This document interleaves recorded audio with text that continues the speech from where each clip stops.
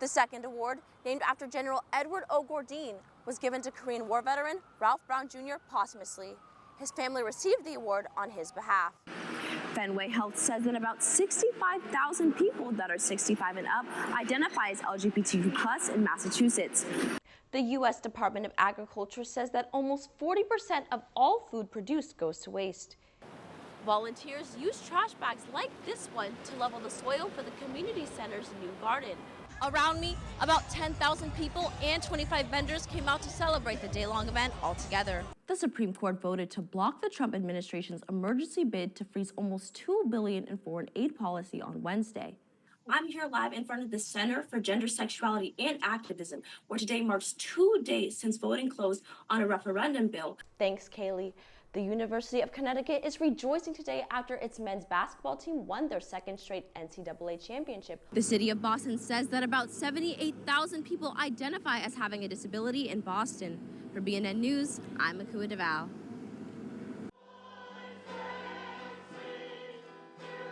Some stood, some sat, and some gave a salute.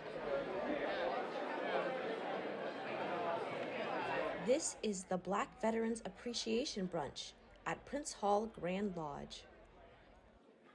We gather here today not just to break bread, but to recognize and celebrate the extraordinary contributions of Black veterans. Service members, families, and city officials celebrated those who have served our country. I am originally from Jamaica. Why I serve? I serve because I wanted to give back to America. Now, when it comes on to Black History Month, I'm so grateful for each and every veteran, Black veteran. We are so incredibly grateful for your sacrifice and for your contributions. Mayor Michelle Wu gave out awards to honorees. To put on that uniform, to sacrifice and give and put your life on the line for a country that may not recognize your sacrifices when you get home with the same equal rights and equitable opportunities, that is the deepest kind of love for our country. The Boston Veterans Legacy Award went to one of the last surviving Tuskegee Airmen, Enoch Woody Woodhouse. The reason I fought for America, even racial injustice, because it was the right thing to do. We were of World War II, the greatest generation.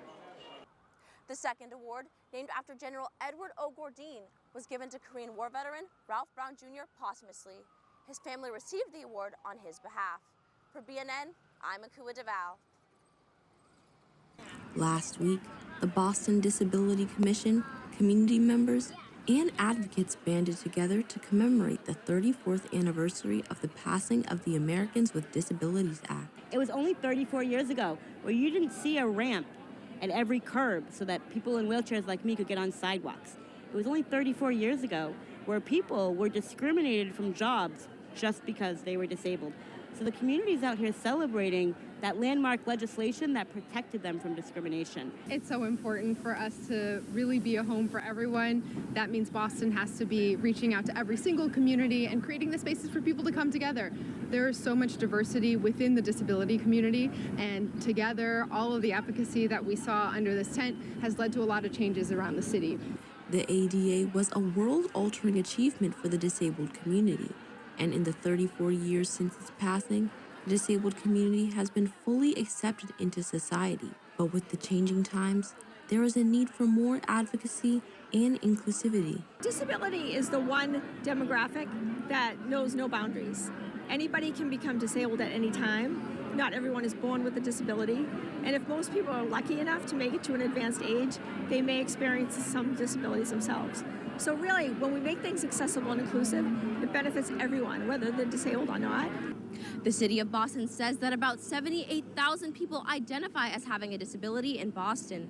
For BNN News, I'm Akua Devall.